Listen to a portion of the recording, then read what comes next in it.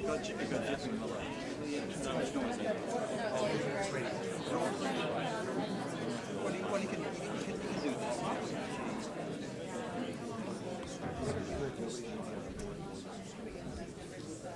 evening. I'm Steve Bankston, and chair of the Churchill Club and director of Emerging Company Services with PricewaterhouseCoopers. Welcome to our program tonight.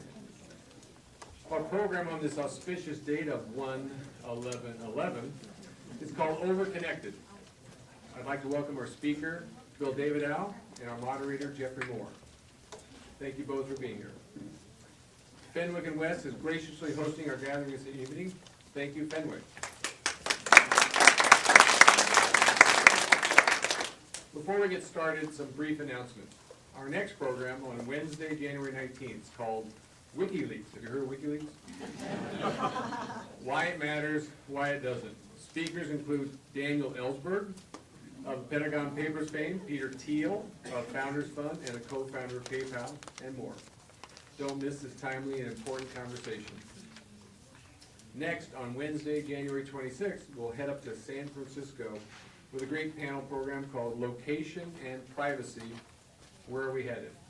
With speakers from Facebook, the FTC, Microsoft, and more. And finally, on February 24th, we present former Sun Microsystems CEO Scott McNealy in conversation with former Motorola CEO and former Sun President Ed Zander. Ed just can't get away from Scott. Talking about the legacy of Sun Microsystems, perspective on where the industry is headed, and probably plenty of surprises, and which database you should use now. This promises to be a very entertaining evening. Details of these and other upcoming programs can be found on the website at www.churchillclub.org. Last announcement, I promise, you'll find Twitter codes in your printed program. If you're tweeting tonight, please use #ChurchillClub. Finally, it's my privilege to introduce our moderator.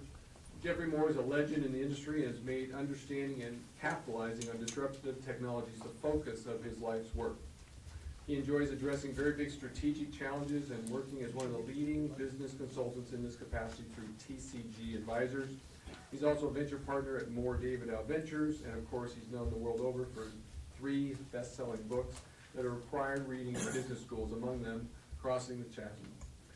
We're pleased to welcome him back to our stage. Let's give him a very warm welcome to Geoffrey Mohr, who will introduce Bill Davidow.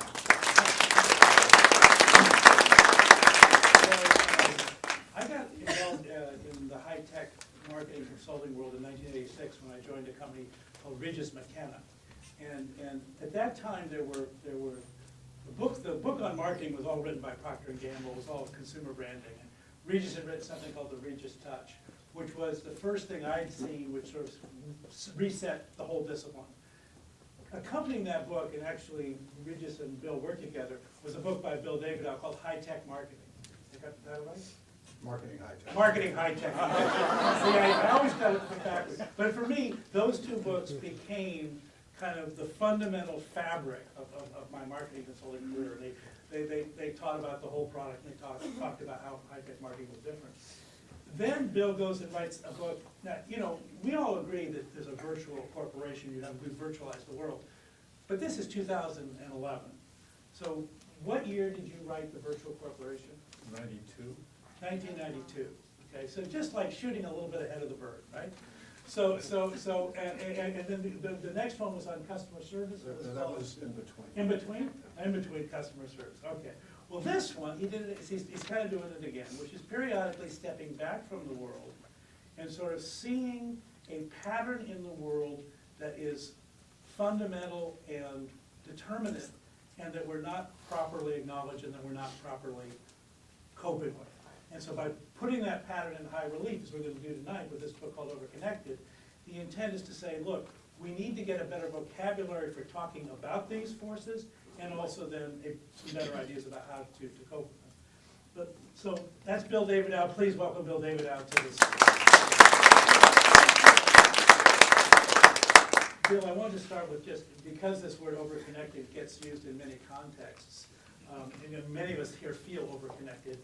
That's not quite what you're talking about in the book. Why don't you just take a minute to sort of set the stage around this idea of overconnected? Okay, so Jeff and I had the opportunity to rehearse a little of this, so that's a stage question, Jeff. Yes, But, as will the next one be. I said to Jeff, look, there are two kinds of overconnectivity. There's what's going on in your personal life. And what's going on in your personal life has to do with sociology, psychology, neurology, your brain, and your mind. And then there's what's going on in your institutional life, the way you're governed, the way business operates, the way the economy runs. And both sides are overconnected. This book happens to be about the institutional side of overconnectivity, which tends to determine whether you're going to have a job. And the other side tends to determine whether you're going to remain sane.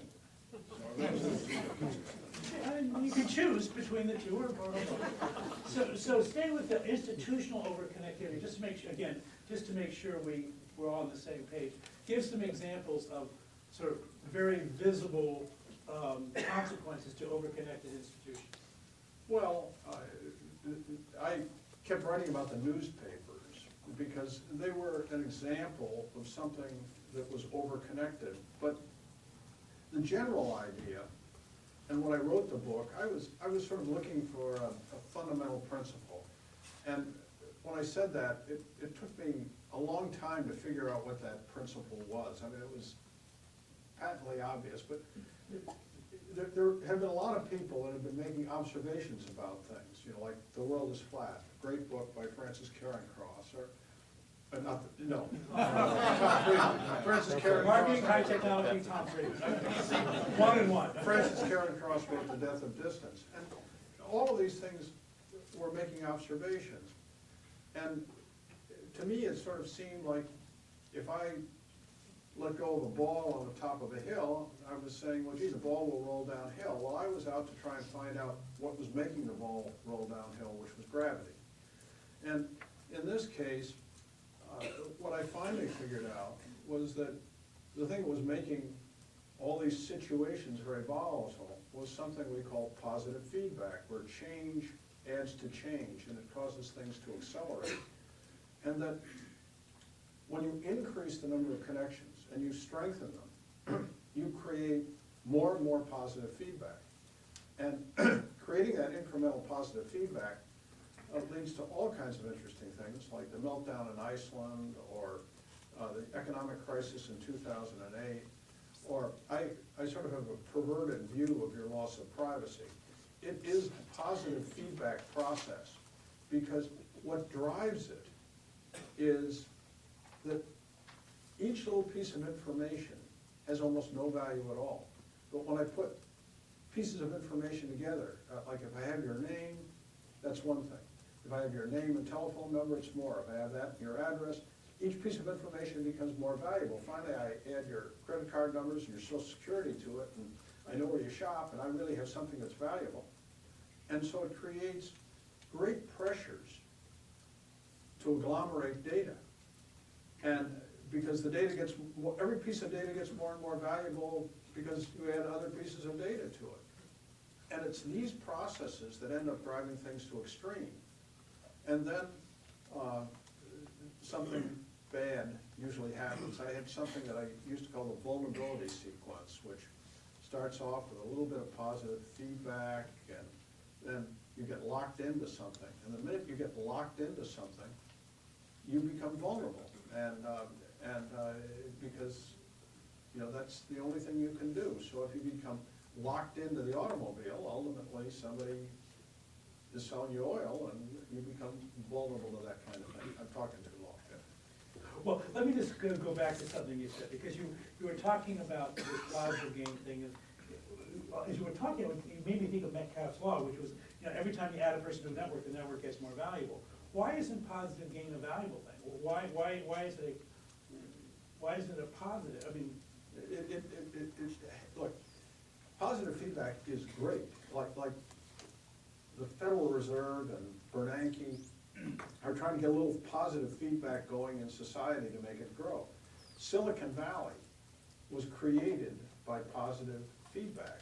All these processes, these self-reinforcing processes, the right amount of positive feedback is a good thing. So I distinguish in the book between something I call underconnected, which you're living in isolation and nothing happens, and then connected, which is a very stable environment, and highly connected, which is what Silicon Valley was, where, you know, we were growing and maybe a little bit too fast, but it created lots of opportunities for people, and it created lots of invention and all of these things. And then there's the situation, overconnected, where you think of internet bubbles are part of overconnectivity, or once again, all these economic meltdowns, or the loss of your privacy. And when I say overconnected, what I mean by this term is that there are two things that happen. One is your environment is the thing you're connected to. And if I change your interconnections abruptly and I strengthen them, you go through abrupt environmental change. And unless you can adjust to that, you're had. So that's what's going on with the newspapers. That's what's going on with travel agents and things like that. They can't adjust to the new environment because maybe they don't have even a reason to exist in that new environment. The other thing that happens is that the environment can stay pretty constant, but because of all this connectivity, institutions transform themselves very fast, very quickly. So you get something like financial institutions, they come up with a great idea, derivatives. Now, derivatives have been around for a long time. They are a great idea. But, and they are a great idea when used properly, but in 2000, the value of the over-the-counter derivatives in existence was $60 trillion. Now, that's a big number. That's equivalent to the economic output of the entire world for a year. So you might say, what are you hedging against? I mean, that's a lot of hedging. But by 2007, the over-the-counter portion of that market was worth $600 trillion. Now I can ask you, what are you really hedging? Well, it turns out that you could have never created $600 trillion in derivatives out there without all of these information processing tools. When Lehman went bankrupt, they had 930,000 derivative contracts on their books.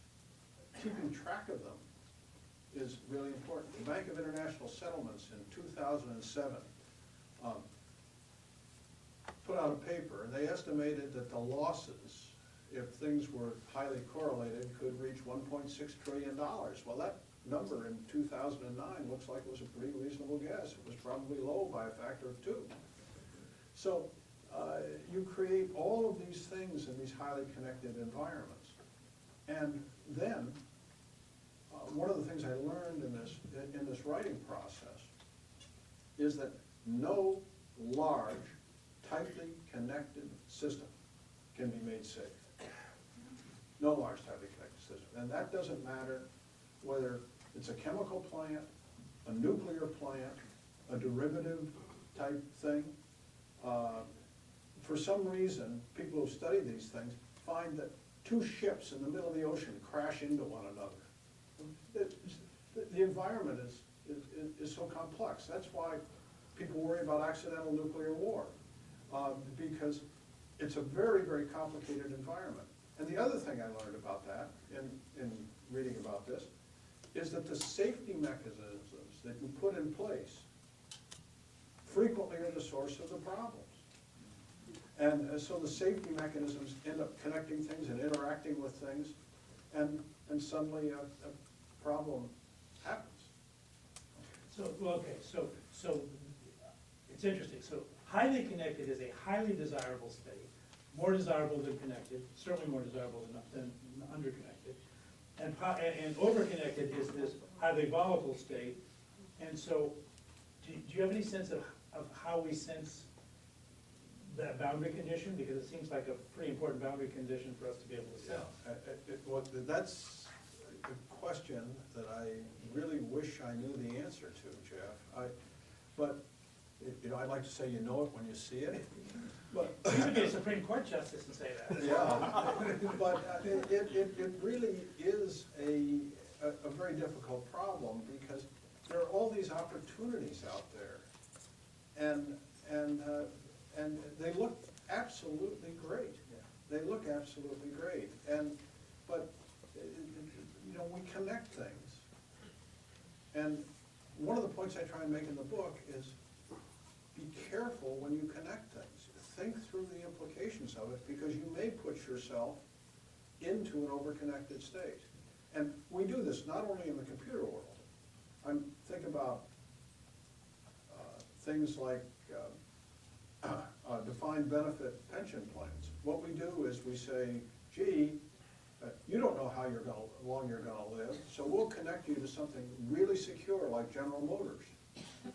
And what happens is that we take something that might have been secure and we set up for failure. So you've got to watch these connections when you create them. In the case of privacy, we knew about the dangers of connectivity. In 1974, the federal government passed I forget what the name of the law was, but it prohibited the Privacy Act, the 1974 Privacy Act. It prohibited government agencies from interconnecting all these databases unless there was a specific reason for doing it. Government can't do what ChoicePoint does. Now, the government knew about that. Why did we let ChoicePoint do it? Probably because the FBI wanted access to the interconnected databases. And so all of this is going on in the commercial world. And many of you may not trust government, but would you trust all these other private businesses more? And I suspect maybe that's not a good choice. You know, as you were saying that, it occurs to me that one of these highly connected to overconnected is, there's a lot of talk about metadata, and sort of metadata being about data. And I think if I think about at least the financial meltdown and some of these things, and how do you get $600 trillion worth of derivatives, is because you start doing instruments that are about bets on metadata, not bets on data. And in fact, you don't investigate the data anymore, you just play with the metadata indexes, and then you could probably get metadata. I mean, I can just sort of see this thing, and yeah, you could see why it would eventually blow up. Well, in the case of derivatives, it's even more pernicious. And see, when I sell you a call option or a put option, which is really a pretty simple-minded derivative, I always create a replicating portfolio, if I'm selling it to you, that's supposed to track the original portfolio. And I charge you a fee for doing it. And I make the fee big enough to cover my costs of setting up the replication. So now you get the derivative system going. And the people are setting up replicating portfolios, they make a bet, it goes against them, and they set up another replicating portfolio, which they set up another replicating portfolio. And now they're dealing with data about data about data, and this thing concatenates like that. So that's how you end up with $600 trillion of derivatives, because what they're doing is creating derivatives to ameliorate the risk of more derivatives. Okay, so now, you have a lot of examples in the book. Before we get off of this concept, I just want to make sure that, is it all one concept, or are there different sort of shades of this? You have a long discussion of Iceland. Actually, we were talking offline about Flash Crash, about WikiLeaks, which is again going to be a topic, I guess, next week. As you look at these, are there other patterns that, what are some of the key salient patterns that say overconnected situations have the following things maybe in common, or the critical? Well, overconnected situations are characterized by very, very rapid change. They are accident prone and contagion prone. So if you look at these situations and say, could there possibly be a financial accident in this environment? Well, with $600 trillion of derivatives out there, and banks leveraged, investment banks leveraged 30 to 1, yeah, I mean, if you wanted to try and get at it that way, you could possibly see it. and then the contagion piece of this, because I get the accident prone thing, if you're leveraging yourself 30 to 1, you're not giving yourself any room for an accident. Right. What about the contagion piece? I mean, Overconnectivity is associated with contagions because biological contagions. Okay? They're positive feedback processes. In order to get one really going, one person has to infect more than one person. That's a positive feedback process. So one person sneezes, infects 2, each of those 2 people sneeze and they infect 4, and things like this. And so you get these contagion processes going. So in something like the flash crash, I mean, that was a contagion that only lasted for about 20 minutes, but everybody, one seller motivated other sellers to sell. And, you know, runs on banks are thought contagions that are around. And I use the word contagions, but all of these contagions, one of the things that I discovered was that biological contagions are very different than financial contagions. And the reason is that in spreading biological contagions, you frequently die. But if you spread a financial contagion, you frequently make money. And that's a very different thing. So lots of times, people are motivated to create financial contagions and give them an opportunity, and that's something they're gonna do. Geoffrey, we have a question back there. okay, yeah. So that's true. Hold on, no, Bruce, hold on a second, because we're recording this thing, and so if you could wait for microphones, it'll be good. Fire away. So I think that's a really interesting point. You know, we saw that in the dot-com bubble where we all were contagious about investing in dot-coms. Everybody else is making money. We want to do it. We saw it in the real estate bubble. You know, for those of us that don't read very well, we watch 60 Minutes, and they talked about these slot machines that every 4 seconds you can get a positive feedback in your brain, and it trains your brain, and you become addicted to that. So you're really talking about an addiction, right? What it comes down to, you get this positive feedback loop over and over again, it becomes an addiction. I think that those 2 things, when Bill started again, but that last example is a very good example, I think, of the personal overconnected into the slot machine loop. The first examples are more institutional, and I just think it's important to probably, they're both important. Same concept. Yeah, but well, okay, fair enough, but I do think, the originality here, for me, at least the one I'm trying to explore at the moment, is what does it say about the design of our social institutions? So, and if you, but let me just push a little bit harder on this. So the villain sounds to me like it's the internet. Well, Okay, let at least. Can I just take you on a little bit? I did provoke him a little bit, yeah, go ahead. You know, look, there's a proper way to use nuclear energy. There's a proper way to use the internet. And there's a proper way to use light bulbs. You know, you turn them off at night when you want to go to sleep. And every technology can be subject to abuse. So what I was trying to do in the book was explain to people how to properly use the internet.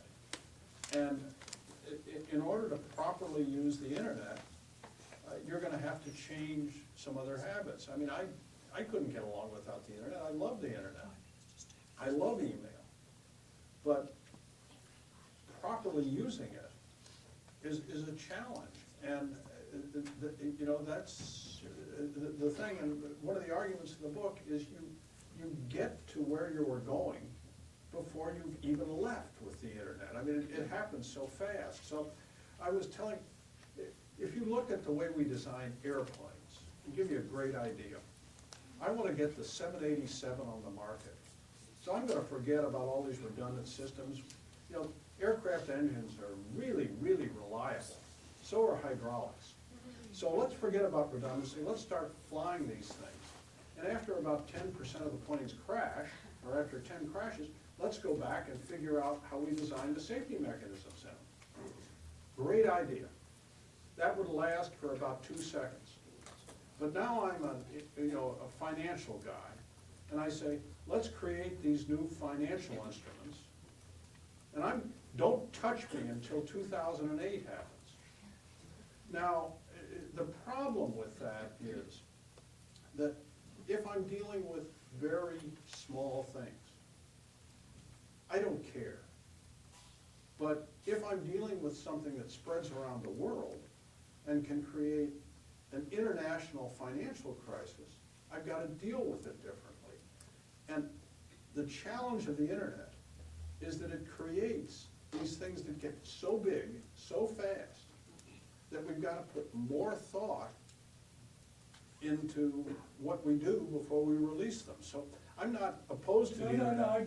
I'm opposed to. But it's certainly an accelerator. I mean, by the way, I'm on the board of Akamai. One of the things that the guys there told me is, remember Susan Boyle and when she did the song from Les Mis? Yeah. That was sent around the world twice before she finished the song. Right? So that's that accelerator. You had a question, you wanted a comment perhaps? Yes, well, see, from so far what you have described, I am feeling more the scale of the incident happening is the problem than the over-connectivity.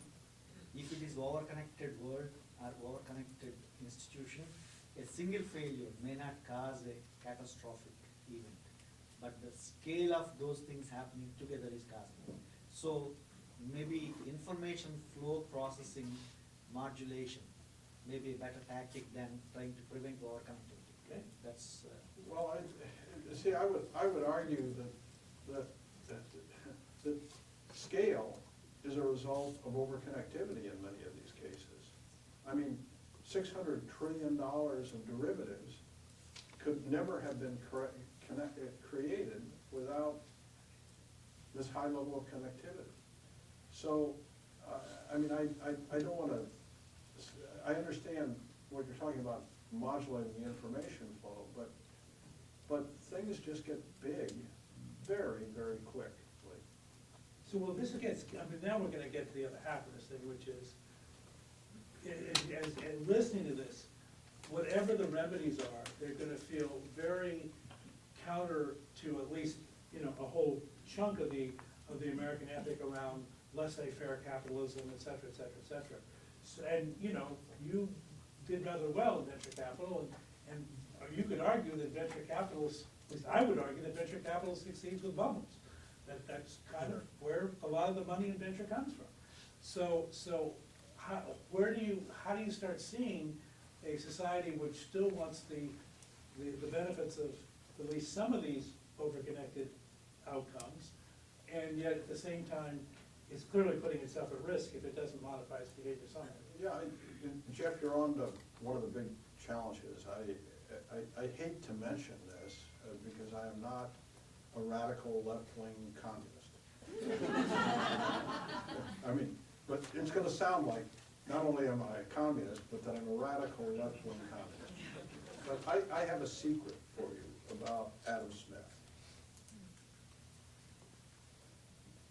The free markets we talk about today were not the free markets that Adam Smith talked about. Why? Because there was moral control in the free markets that Adam Smith talked about.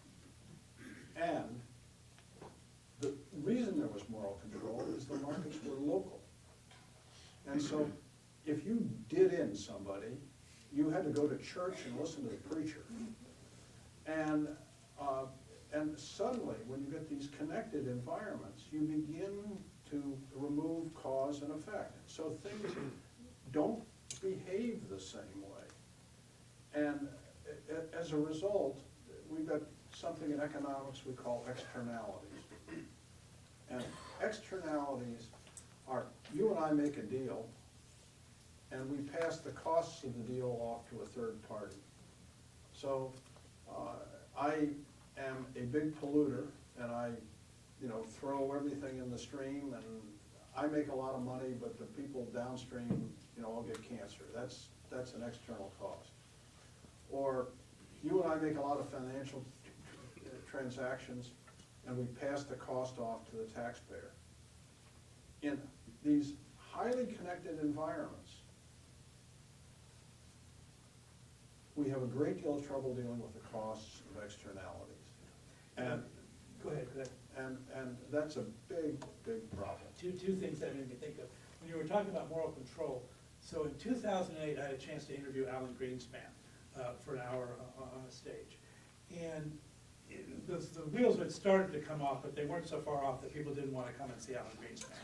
That's sort of the window that we had to. But in talking to him, the thing, he said, the mistake I made was I thought that the leaders of the financial institutions were morally driven individuals, because that's how I grew up.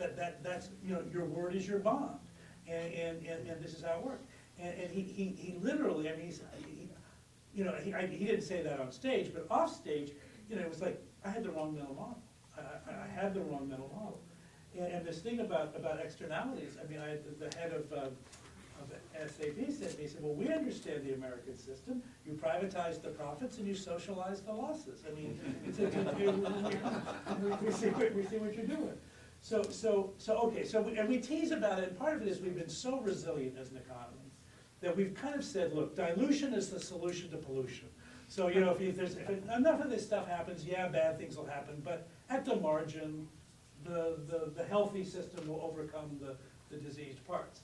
And I think that the provocation that Bill's making is, no, we're at a tipping point where dilution is the solution to pollution only up to a point, after which, in fact, the opposite effect can happen, which is that you can bring about, you know, catastrophe.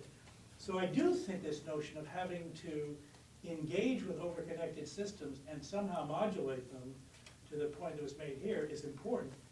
But the social contract for doing that, that's what I'm really puzzled by. I certainly would like to get. And by the way, you know, I'm a proxy for you guys asking questions.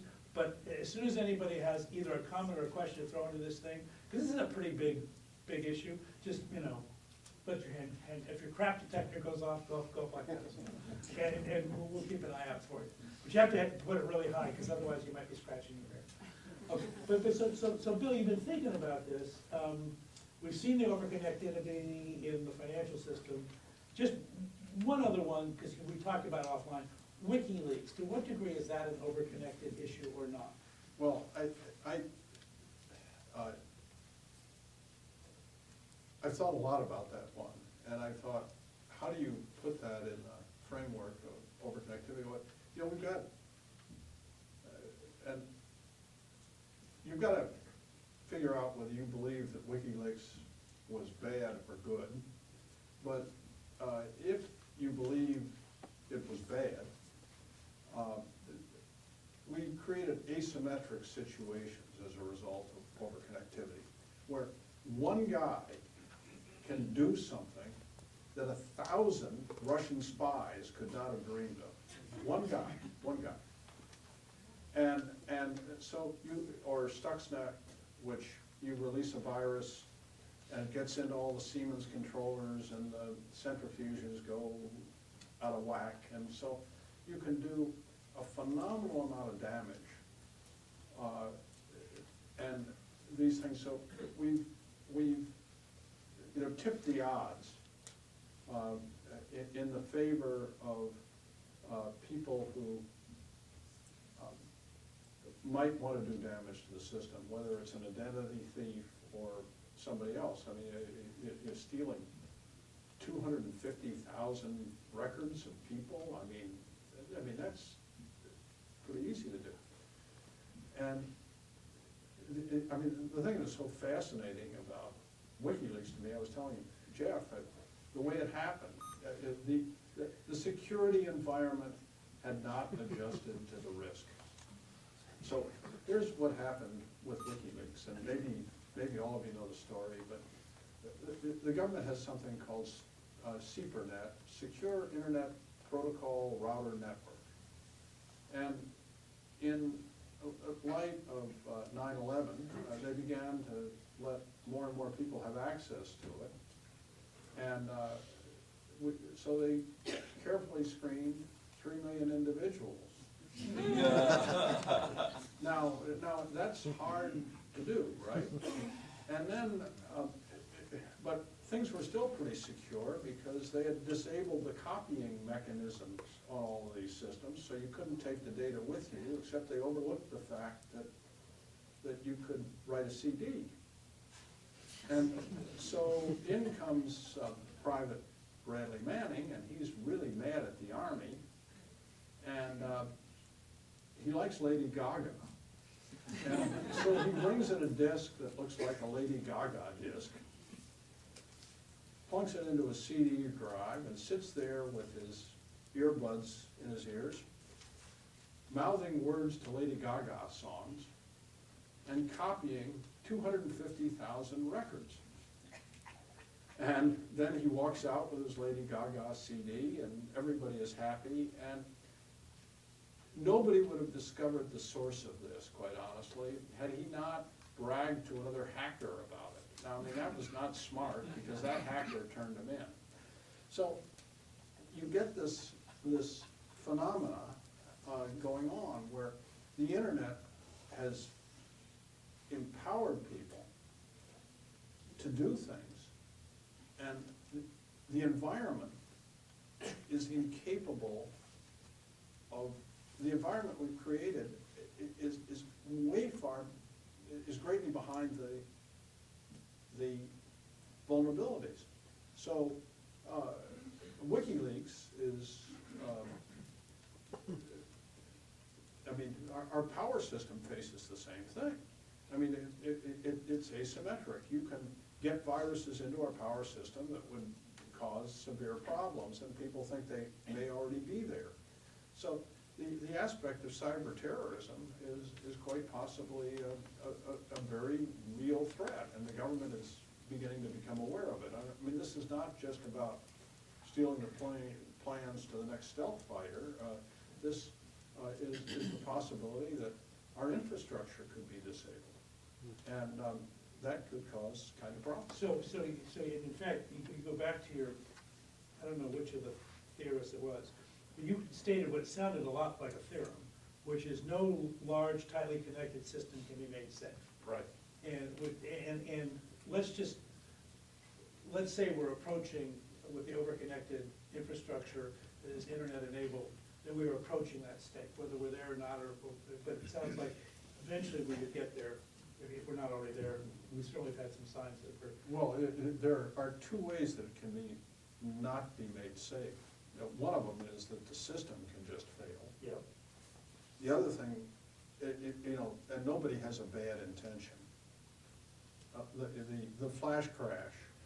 That was a system failure. It was not intended. I mean, Unintended consequences. unintended consequences. Somebody was just trying to make a little money. Yep. And he sold $4 billion of E-mini S&P 500 short, and that got people excited. And $4 billion. Yeah. It was a little bit of. But no, He wanted to. He wanted to. He Oh, okay. wanted to. I Okay. mean, it was a legitimate transaction, and that caused a flood of orders and everybody started. Sure. And but then you've got the malicious activity where somebody says, you know, I want to steal your identity, or I want to steal the identity of you and 100,000 of your closest friends who all use a MasterCard, and that's the malicious activity is something else, and then I think you have to make up your own mind about WikiLeaks as to whether that is malicious or just. Or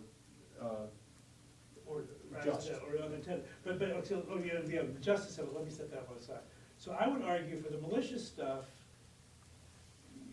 that's not the place which I think is controversial in this argument. I mean, obviously, the more value you put in any centralized place, the more risk you're taking that somebody malicious would go after it.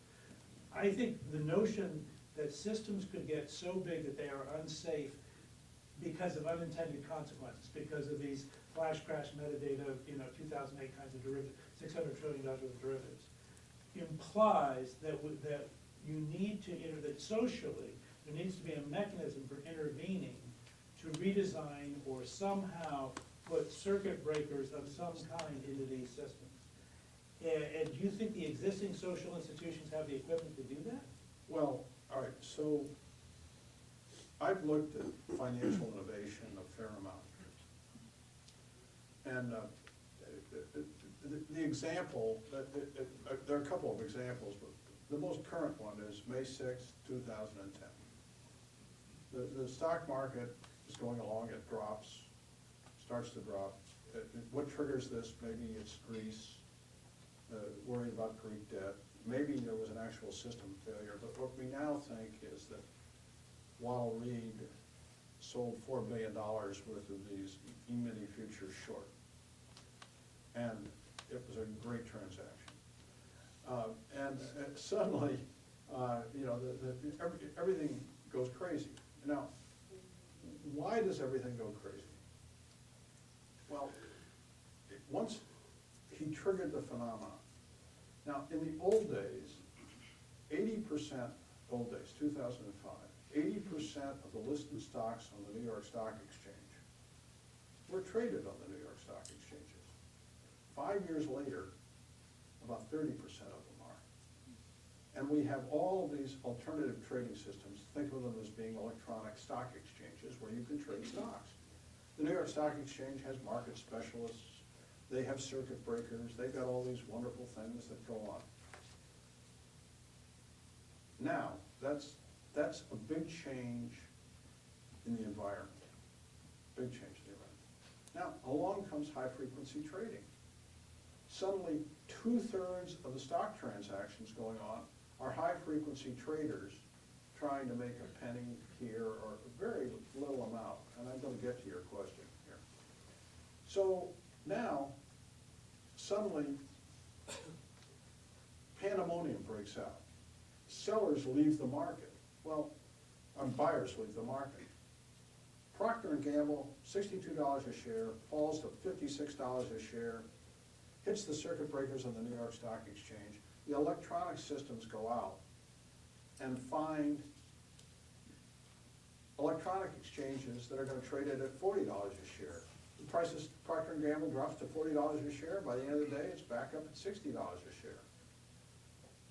Accenture, trading at $40 a share. No buyers in the market. The electronic systems all have to have what are called stub quotes. The stub quotes are, I'll pay you a penny. Accenture goes from $40 a share down to a penny a share and back up to $39 a share all in one day. Now, the argument for high-frequency trading is they're going to make the market more efficient. All right? More efficient. By making the market more efficient, it's going to be good for everybody.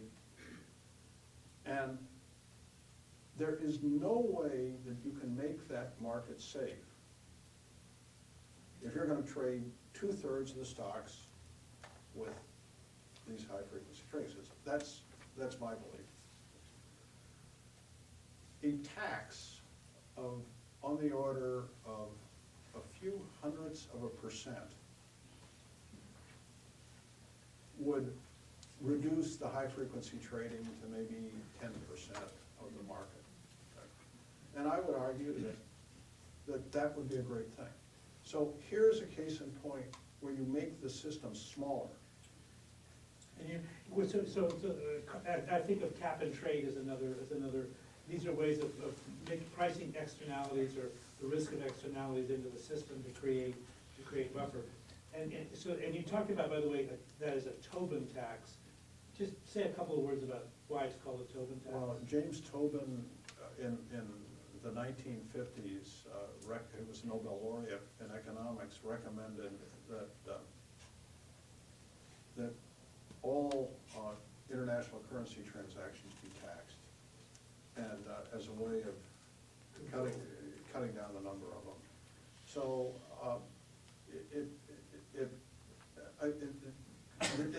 this would sort of be a Tobin tax on these things, but what if you can't make these things safe? There's a real question as to whether or not you should let them get big. And how do you prevent, even with the Tobin tax, it occurred to me, I could see how we could retroactively lock that barn door. The problem is these systems are morphing in ways that we cannot anticipate, do not anticipate. And I don't understand how you pre-regulate a chaotic outcome. That's why I was asking about social institutions. Because if you don't have a moral agent, I don't see how you can make it work. Well, I mean, this is one of the challenges of overconnectivity, and I don't think anybody who was a high-frequency trader, they were doing things that were absolutely legal. And I don't even think there's a question of morality, so. So, by the way, Karen was advised, I think whether you want to ask questions or make comments, this is a part of our world that's we're all challenged by, and you know, so I would encourage you to either wave with a question or a comment. We've had this gentleman, well, let's have this person right here, because I want to make sure we get some new voices. Other people's hands should just go up spontaneously. There, you see, right there, there's two more, good. How the heck do you globally get elected officials to enact Tobin tax when most of them can't even comprehend what you just said? Well, I was talking to a former official from the Bank of International Settlements, and he said, "Great idea, good luck."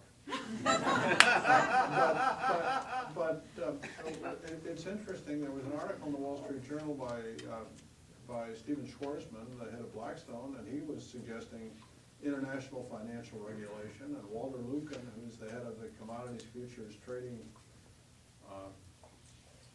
CTF, whatever, Commodity Futures Trading Commission, I guess it is, was basically saying, you know, you've got to change the whole regulatory environment.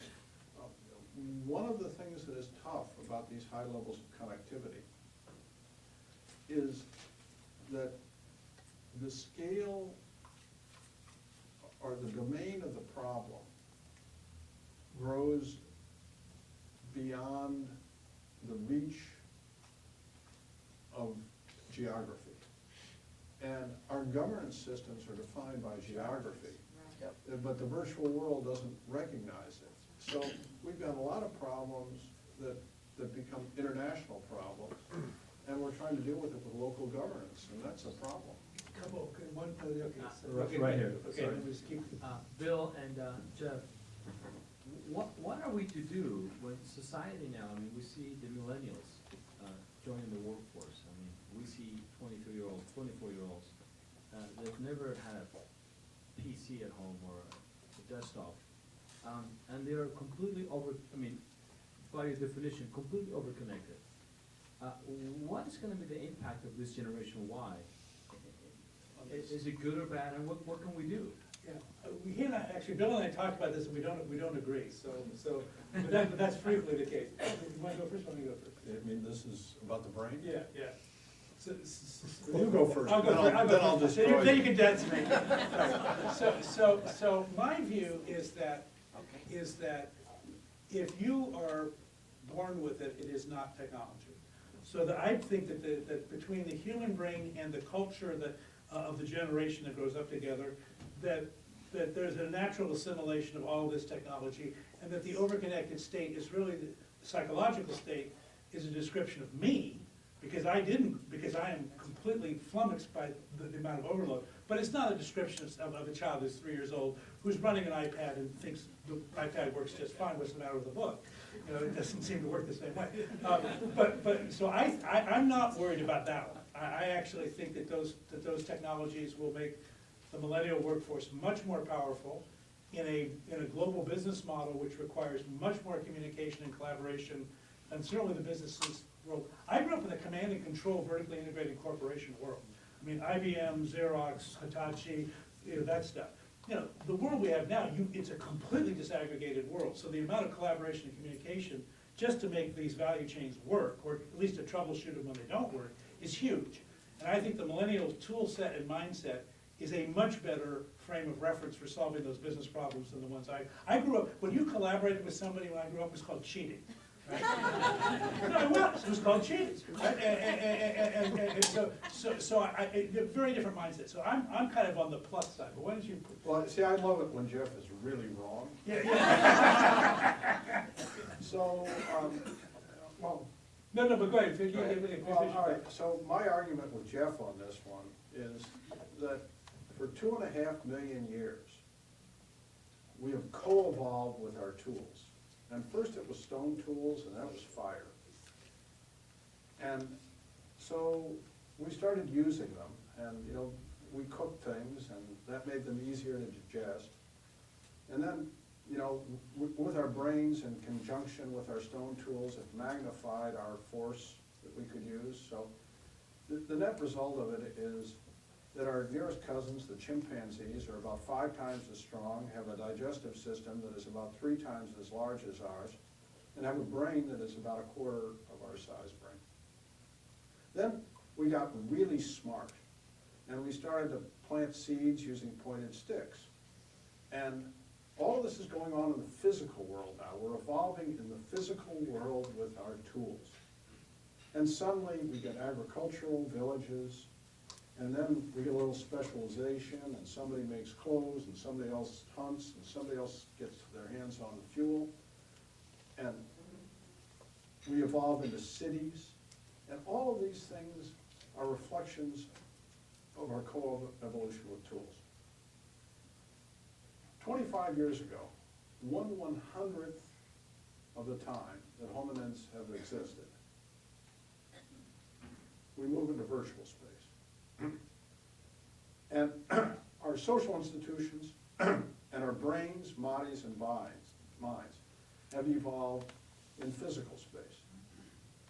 And where Jeff and I disagree, and a lot of this is now still speculation, but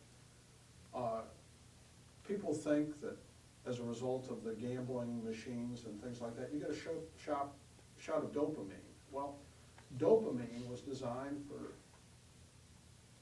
a different function. If you were going to get eaten by a tiger, you got a shot of dopamine. We aren't supposed to use it 60 times a day when we get an email. And so the reason I differ from Jeff is it's different from training a mind to deal with a problem as opposed to having a mind that has evolved to deal with the problem. And the example I gave him is that there are 3 separate times that we know of where fish independently have evolved with 2 sets of eyes. And I maintain that the ideal physical format for somebody living in virtual space is 2 sets of ears. One for your iPod, and the other to hear if you're going to get run over while you're jogging. So this is the difference, and why Jeff and I disagree, because I don't see a lot of people running around with 4 ears. So I'm wondering about the financial situation in which we have this remarkable circumstance. Is the banks that were too big to fail, and because they were too big to fail caused the crisis, has, as a result of the crisis, become bigger. Yeah. And they're tremendously interconnected inside. So would we gain some safety if we break up these conglomerates and make the pieces deal with each other at arm's length? Well, once again, it's easy to have solutions to the problems if you don't have to implement them. You mean your financial contributions might go down? But I really believe that the solution to all these problems are to force the institutions to have adequate reserves. And I'll give you an example.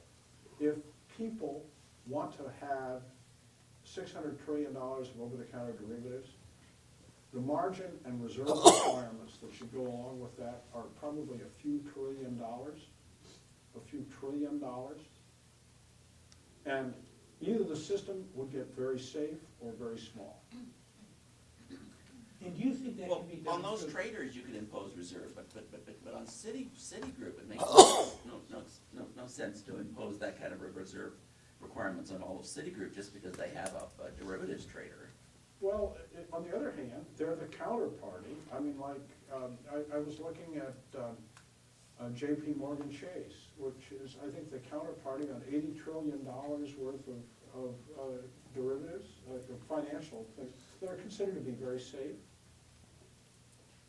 And my attitude about that is You know, either their customers can put up the margin, or they can put up the reserves. But, you know, what I'm saying is that you can either let the banks externalize the costs, or you can make the banks Fund set the up- externalities? fund the They have a good deal, they socialize the cost. Okay, yeah, fair enough, okay, all right. Another, yeah. Is this thing, yeah, okay.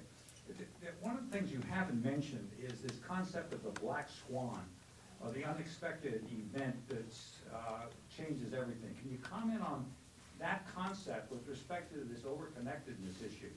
I think it is the same concept. I think that what Bill's theory is that, or at least that no large tightly connected system can be made safe, is black swans must happen, as opposed to, oh my God, how do we get another black swan? That, I think that. Yeah, and black swans are normal occurrences, is what I would argue. In an overconnected system, which is in a highly unstable state. So it's a very the reason why black swans were abnormal was because overconnectedness was abnormal. I think we're fair. Paul? So, Bill, I have not yet read your book, but I wanted to come back to some of the issues that you were talking about earlier, more with a prescriptive view.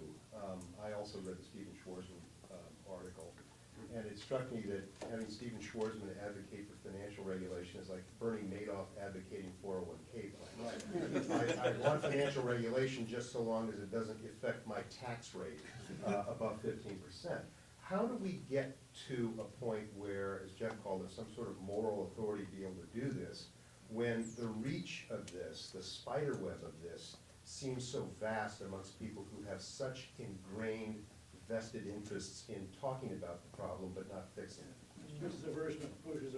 Well, you know, if this were an easy problem, but I don't really have an answer to that, but one of the reasons I wrote the book was that I wanted to educate people about the problem. And that in no way means that and I tried to indicate the form that some solutions might take. But if people don't understand the problem, they're never gonna get there. And so, I mean, we do dumb things. I mean, we connect things when there isn't a need to connect them. And if you just make somebody understand that, or if you can increase the sensitivity of financial regulators, that when you see in 2000 derivatives being 60 trillion, and 2 years later, there are 120 trillion, you know, they ought to say, gee, maybe something's racing out of control. So maybe you'll be able to get people to act sooner. And if you can make people appreciate the self-serving nature of these arguments, I mean, it is, you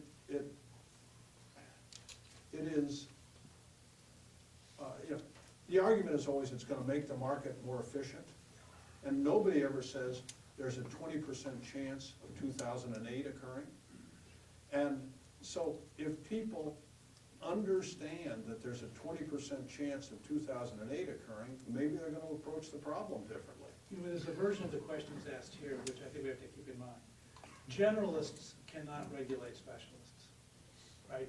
Because it's too you could never get a bunch of generalists to understand the problem well enough to regulate a bunch of specialists. Which means I think you have to create the reform in the specialist community that today is actually given this opportunity to become exceptionally wealthy around it. So you look at the Basel stuff, you look at that kind of things. But again, I think if you don't somehow reactivate moral responsibility and actual just moral presence, it's too easy for specialists to trick generalists. It's just too easy. Avery, hold on a second, there's a, right here, and then this person over here next. Okay, there, and then, okay, then we'll get you. So it's a quick question. I'm really intrigued by your specialist generalist comment, because there's some really good documents which are very general, but have been very enduring. Yes. like the Constitution. Good, that'd be good. Another one being like board duties, like the duty of care. Yes. Which are kind of moral frameworks, but they've proven very enduring. And I'm curious, are there ways to apply some of those principles to this problem? Well, I've thought a lot about the Constitution. And, you know, there are things in the Constitution that are, you know, just so wonderful. But I wonder if we had the founding fathers here today, and they knew about technology, whether the Constitution will look anything like it looks. I mean, with the exception of a few things like free speech and But things still, like what do you think about duty of care then? Could the board governance rules that really cover any public board member, could that be the moral, the sort of the platform that would underlie reform? I really, I mean, I think boards don't do a very good job today, so I don't know. Okay, there was somebody back here, and then somebody up here. Yes, I'm gonna acknowledge, Bill, I have not read the book, I've ordered it, it hasn't come yet, so I'm. E-books. A digression from your conversation about financials it's my belief that in our lifetimes, we will see in the US potentially the first, I'll call it a cyber invasion.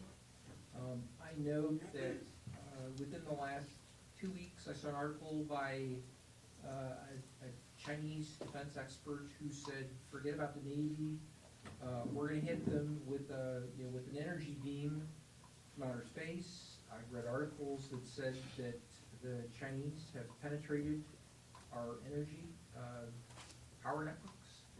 And I guess maybe my question for you is, we're talking about financials, but I believe that we will have an attack in our lifetime. There'll be a cybersecurity attack that'll be significant.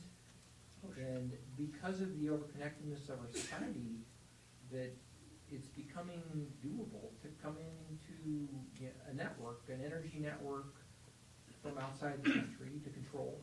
And my question for you is, do you foresee this happening? And what should we do about this, if this is a topic that you're comfortable addressing? Yeah, I think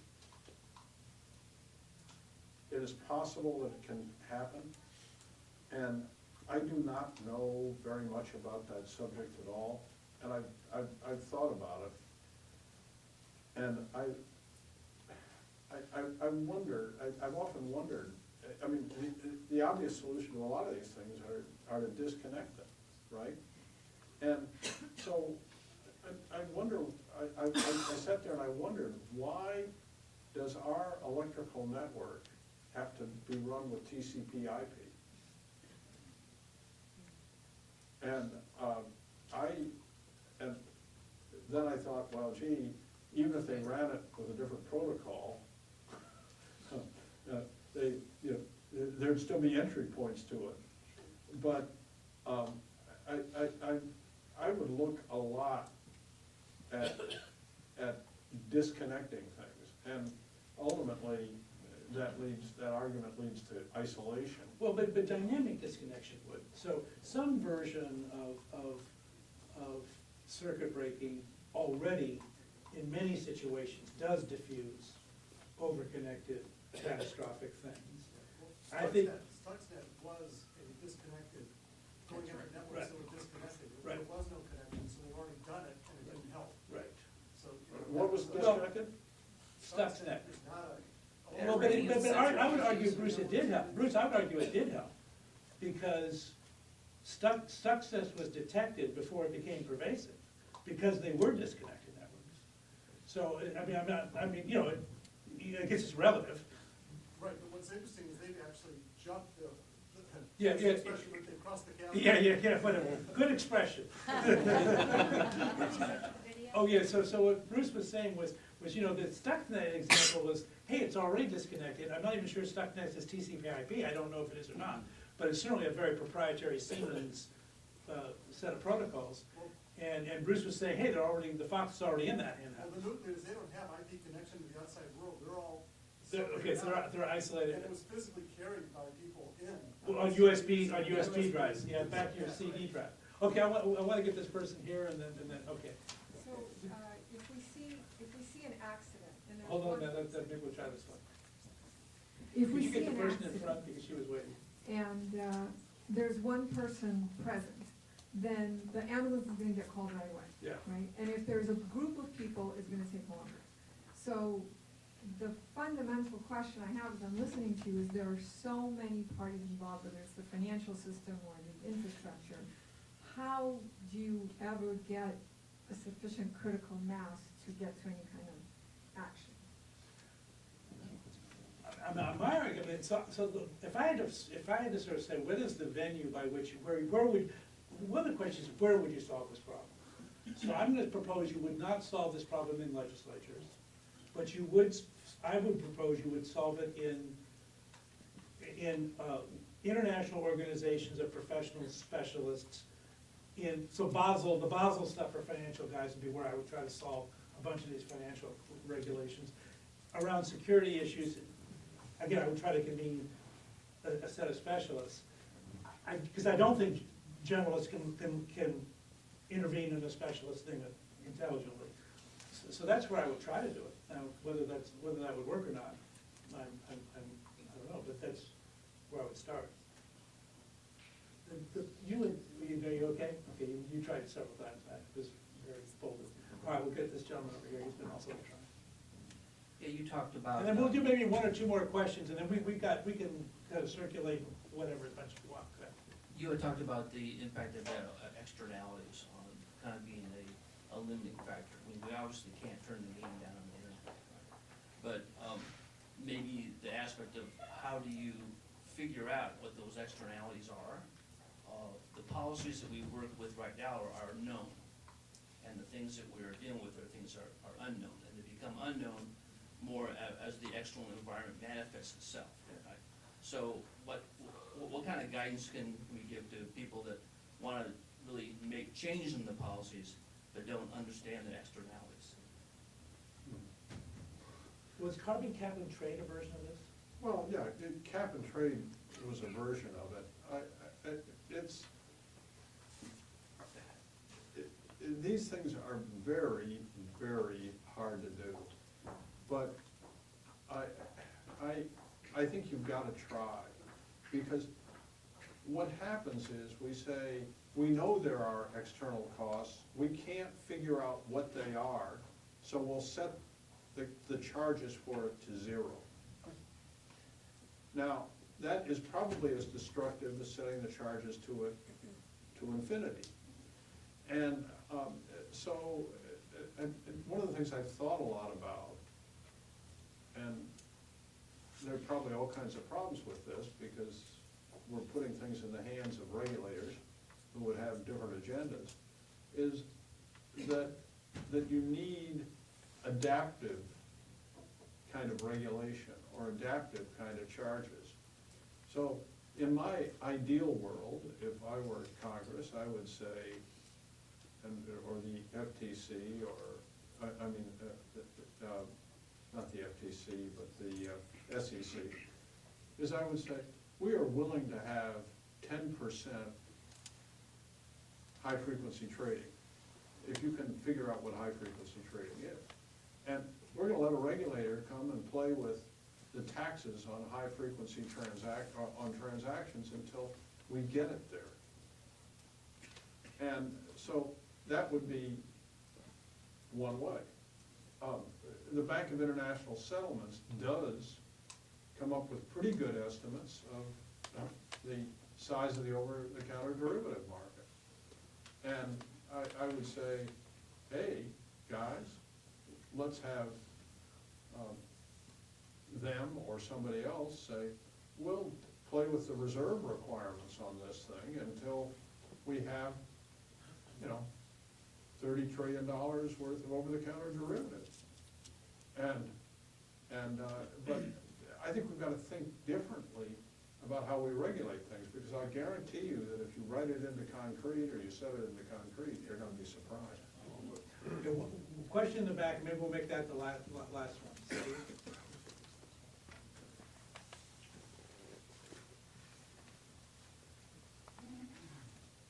It's good to get the last word with you, Jeff.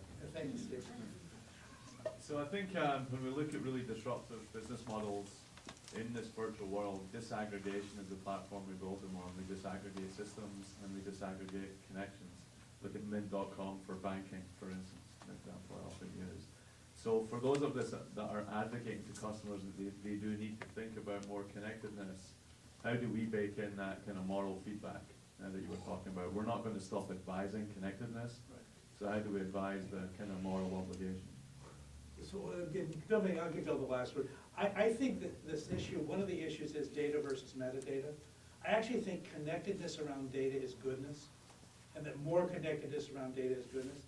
And when you get to metadata, it starts being good, but it goes bad somewhere along the line, because you get sufficiently disconnected from consequence, that you can literally, consequence isn't even visible. So even if you are moral, you can't even see it. And so, I can remember with collateralized debt obligations, one of the problems with the mortgages was, the guys who were selling them were selling, well, the people were buying them, and the guys who were buying them said, well, Citibank's guaranteeing them, so, and by the way, AIG's backing Citibank, so what can go wrong? You know,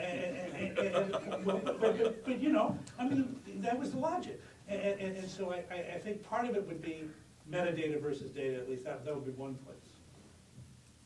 Well, I think that's a pretty cogent observation, and I would also, you know, sort of argue that, hey, we're worried about things getting very, very big, and if you're connecting small things, it may be disastrous to you, but it's not gonna take down the world. So, if you're only creating $100 million businesses, go to it. If you're gonna create $100 billion ones, I get a little concerned. Listen, I want, join me in thanking Bill for sharing his thoughts with us tonight.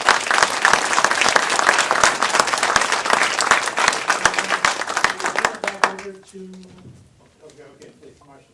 Bill and Geoffrey, thank you very much for sharing your perspectives with us in that fascinating discussion. As a gesture of our thanks, we have the famous Churchill Club t-shirt for each of you. I'm gonna get a basketball team of this. Please wear it proudly and in very good health. Bill's new book, Overconnected, is available for purchase in the lobby after the program tonight. If you'd like to pick up a copy, I'm sure that he'd be happy to sign it for you. Thank you again to Fenwick and West. Thank you for all of you for coming tonight. Drive safely, and we hope to see you next week.